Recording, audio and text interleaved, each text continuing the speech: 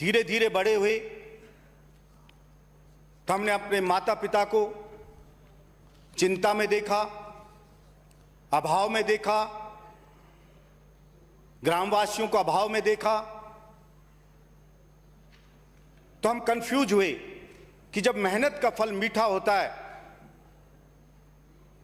तो भला इतनी मेहनत करने वाले लोग फिर भी क्यों चिंता में, क्यों अभाव में हैं, क्यों कर्जे में हैं। फिर हमने सोचा कि शायद जो नेता लोग हैं वो शायद इनके पक्ष के नहीं होंगे। थोड़े से बड़े हुए, टीवी देखने लगे, अखबार पढ़ने लगे, चुनाव के पोस्टर देखने लगे। टीवी पे जिस नेता को भी देखो, चाहे वो केंद्र का हो चाहे वो राज्य का हो, हर कोई नेता चीख चीख के कहता कि मैं किसान नेता हूं।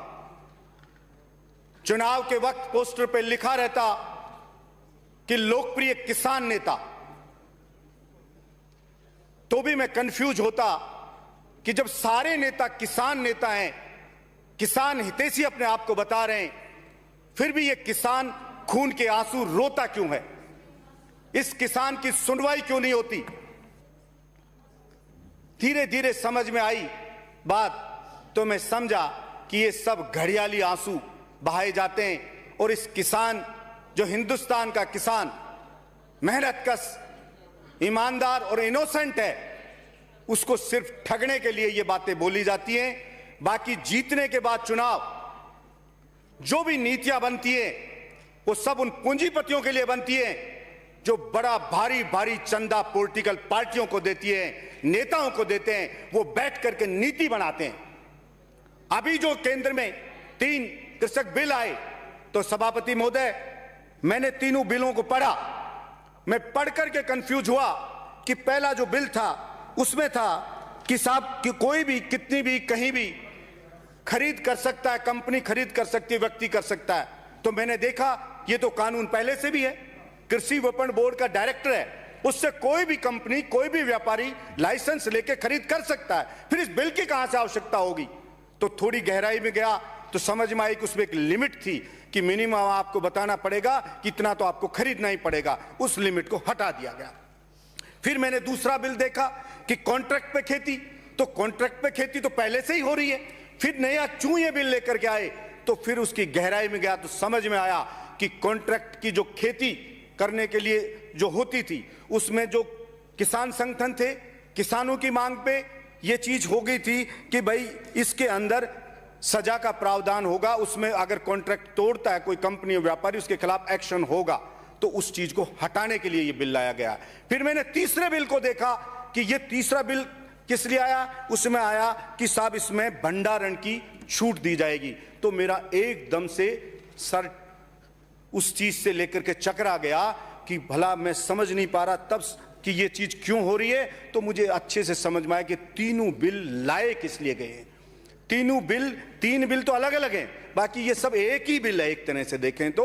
और ये मैं अच्छे से समझ गया, मुझे समझ आ गया कि इस कोरोना में देश बर्बाद हो गया, मजदूर बर्बाद हो गया, किसान बर्बाद हो गया। जब कहते थे घर बैठ करके खाना खिलाओ, मेरे देश के किसान ने घर बैठे हुए हिंदुस्तान की जनता को खाना खिलाया और सबके सब बर्बाद हो रहे हैं। और ये अडानी अंबानी की कई गुना संपत्ति क्यों बढ़ गई, ये मेरे को समझ में ये इस बिल देख करके आया कि ये इसलिए हुआ कि अडानी और अंबानी का पेट नहीं भर रहा। उनका पेट इतना बड़ा हो गया है जो सब कुछ खा गए, एयरपोर्ट खा गए, रेल खा गए, देश को खा गए, फिर भी भरने का नाम ही नहीं ले रहा है। तो अब कहते हैं इस किसान को भी जड़ मूल से खाना चाहते हैं, उस किसान को, इसलिए बिल लाया गया है।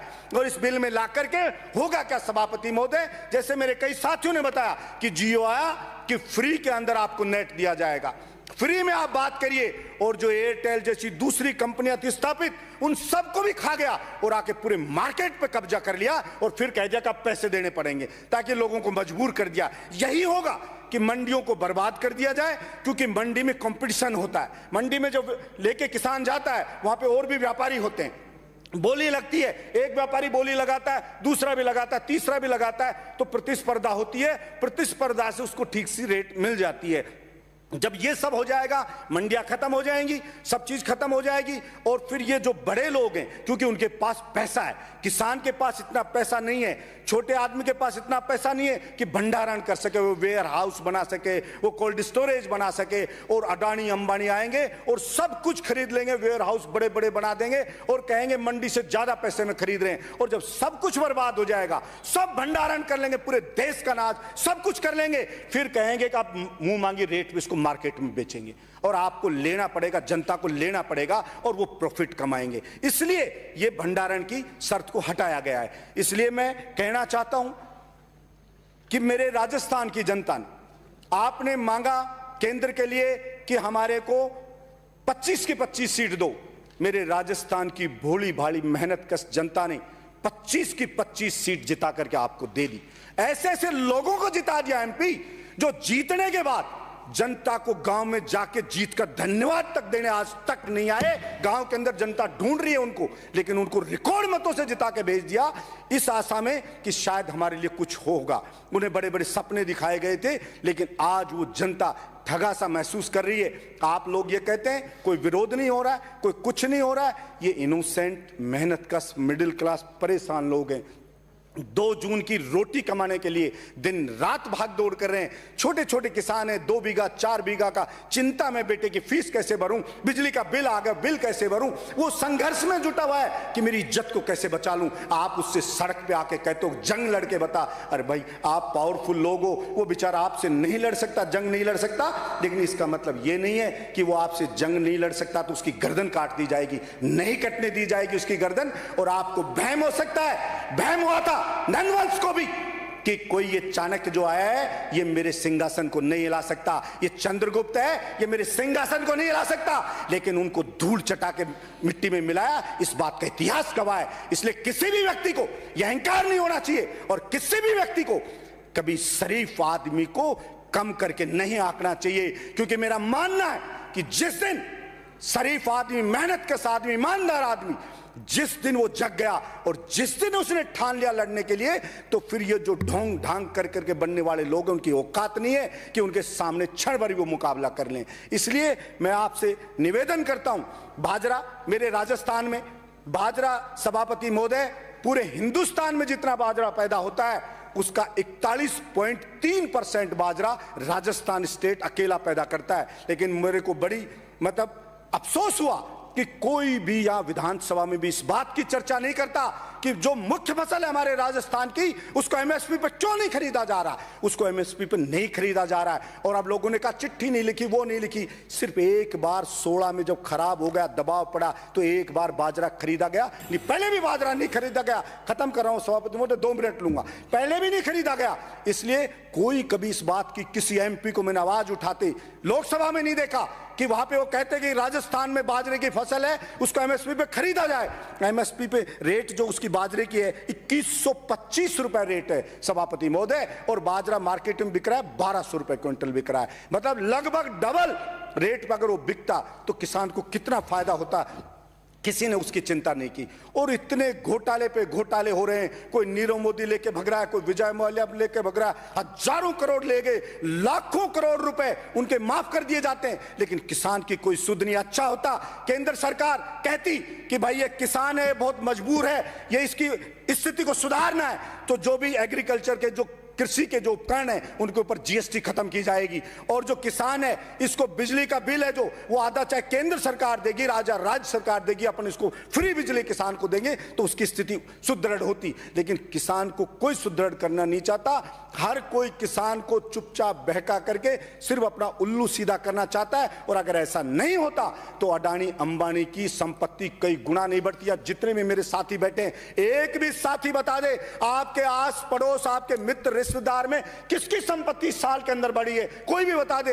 हर आदमी की संपत्ति गिरी है, हर आदमी बर्बाद हुआ है। फिर अडानी अंबानी में कौन सी चीज है कि उनकी संपत्ति कई गुना बढ़ती जा रही है? ऐसा कौन सा वो कहां से पैदा हो गए कि सब कुछ उनका बढ़ता जा रहा है? लेकिन मैं समझाऊं कि सरकारें नीतियां ऐसी बनाती है कि उनको माला माल कर दिया जाता है और गरीब आदमी, मेहनत का आदमी के खून को चूस लिया जाता है। नोटबंदी हुई थी सभापति महोदय, तो सपना दिखाया गया था गरीब जनता को, मेहनत कर जनता को, कि नोटबंदी होने के बाद में अमीर और गरीब के बीच की खाई पाट दी जाएगी, अमीर और गरीब बिल्कुल बराबर हो जाएंगे। लेकिन उस नोटबंदी को बंद हुए इतना समय हो गया और उसके बाद वो गरीब की तो बावड़ी नहीं, वो गरीब तो बेचारा और गरीब होता चला गया और कुछ बर्बाद होता चला गया और अडानी और अंबानी की संपत्तियां कई गुना बढ़ती चली गई। इसलिए उस जनता के अब समझ में आ गया है कि वो नोटबंदी किस लिए की गई थी। इसलिए मैं आपके माध्यम से मैं प्रार्थना करता हूं, मैं तो विपक्ष से भी प्रार्थना करता हूं, प्रधानमंत्री जी से प्रार्थना करता हूं कि मेरे देश की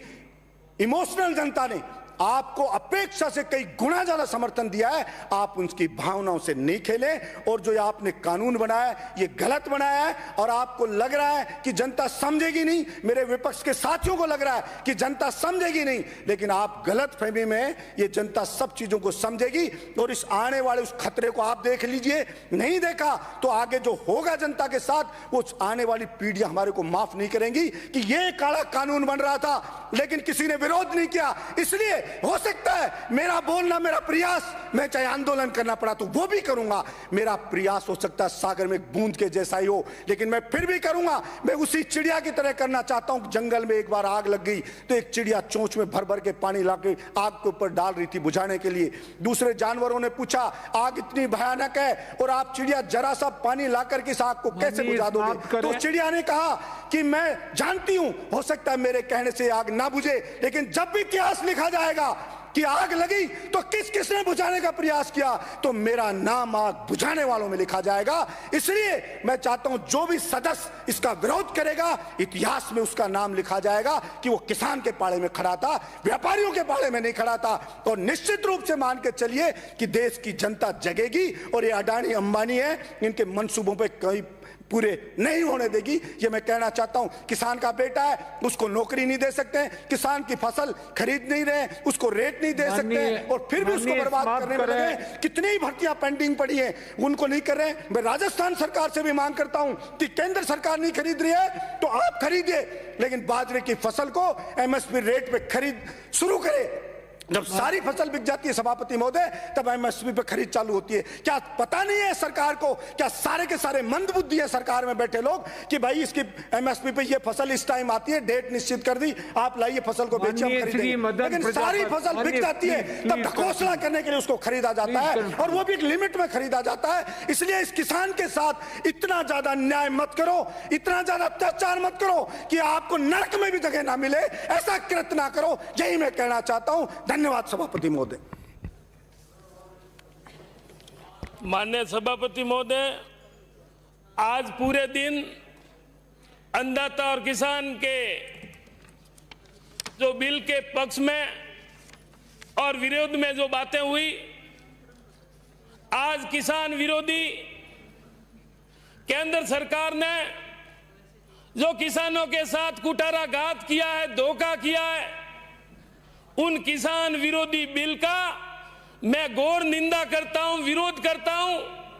और राजस्थान सरकार ने और कांग्रेस पार्टी ने, हमारे नेताओं ने किसान की पीड़ा को समझते हुए जो संशोधन विधेयक जो पेश आज किए और इस पर जो चर्चा हो रही है, मैं इनका समर्थन करता हूं। और माननीय सभापति महोदय, आज मैं सुन रहा था, सबसे पहले मैं बहन अनीता जी की गणित की तारीफ करता हूं। 70 साल बोल रही थी, उसमें अटल जी ने भी शासन किया है, औरों ने भी किया है। क्या मोदी जी के शासन को भी कांग्रेस में मान रहे हैं? शायद उनका गणित तारीफ लायक है। माननीय सभापति महोदय, भाइयों बहनों, किसानों की आय दुगनी की जाएगी। मुझे समझ में नहीं आता, क्या थाली बजाने से और ताली बजाने से किसानों की आय दुगनी की जाएगी? किसानों की आय कैसे दुगनी की जाएगी? इस तरह से जो विधेयक पेश किए जा रहे हैं, मेरा खुला आरोप है ये अंबानी, अडानी और रिलायंस के फायदा देने के लिए ये ऐसे कानून बनाए जा रहे हैं। ये किसान विरोधी है। भगवान से कामना करता हूं इनको सद्बुद्धि दे और किसान हित में क्रांतिकारी फैसले लिए जो कांग्रेस शासन में लिया करते थे। आज जो बात आ रही है, किसान को मालिक बनाया जाएगा।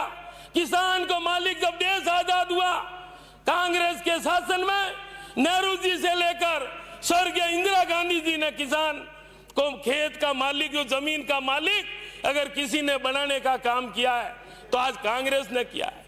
आज मैं उन महान व्यक्तियों को याद करता हूं, राष्ट्रपिता महात्मा गांधी और सरदार पटेल, जो गुजरात से दो महान व्यक्ति, उन्होंने आजादी दिलाई और अंग्रेजों को भगाया। आज गुजरात के लोग आज व्यापारियों और पूंजीपतियों के इशारे पर एक केंद्र सरकार कठपुतली बनकर नाच रही है।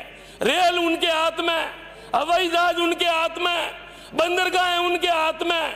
मैं पूछना चाहता हूं कि जब 27% एफडीआई लाई गई, घोर हल्ला मचाया गया, घोर विरोध किया, देश को बेचा जा रहा है।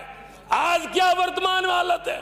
आज मनमोहन सिंह जी की जो बार बार तारीफ कर रहे थे, उन्होंने किसानों के समर्थन में ये कहा था, तो क्या हम भी तो कह रहे थे मनमोहन सिंह जी ने जो अच्छा शासन किया, और आज बार बार ये भी बात आ रही है 60 साल किया 60 साल में जो कांग्रेस ने शासन किया, और आज 7 साल में किसान और आम जनता अंगुलियां ऊंची कर रहे हैं कि भगवान इनसे छुटकारा कब मिले। आज एक बात और भी आ रही थी, जो हमारे वरिष्ठ नेता आदरणीय राठौड़ साहब कह रहे थे, आपको क्या अधिकार है, आपको क्या अधिकार है? अरे राजस्थान में, राजस्थान की विधानसभा को अधिकार नहीं, तो क्या दिल्ली में बैठी स्मृति ईरानी को अधिकार है? राजस्थान का अधिकार हमारी राजस्थान की जनता के हित में फैसले लेने का अधिकार है, तो राजस्थान की विधानसभा को। माननीय सभापति महोदय, एक माननीय विधायक जी जो शर्मा जी कह रहे थे, आपके क्या हाथ में राज्यपाल जी के साइन होंगे, राष्ट्रपति जी के पास जाएगा? अरे भाई, हम ही जानते हैं ये लोकतंत्र है। लोकतंत्र में जो किसी एक व्यक्ति ने कहा कि जो मैंने कह दिया वो सही है, ये जरूरी नहीं है। ये लोकतंत्र में हम ही जानते हैं प्रक्रिया के तहत जाएगा। क्या आप पहले कैसे कह सकते हो कि ये कानून का रूप लेगा या नहीं लेगा? इससे हमें शक जाहिर होता है, क्या आपके हाथ में है, या आपको लोकतंत्र कानून आपकी जेब में, या राज्यपाल जी आपके इशारे पे साइन कर रहे हैं? ये हमारा खुला आरोप है। आप पहले कैसे विधानसभा में कह सकते हैं कि ये कानूनी रूप लेगा या नहीं लेगा? ये हमारा खुला आरोप है कि आप लोकतंत्र की मर्यादाओं को हनन करने का जो काम किया जा रहा है। माननीय सभापति महोदय, आज जो अंबानी और पूंजीपतियों की कठपुतली बनकर आज जो माल कहीं भी बेच सकता है, आज किसान 50 किलोमीटर दूर जाने से डरता है, कहां जाएंगे, बिकेगा नहीं बिकेगा।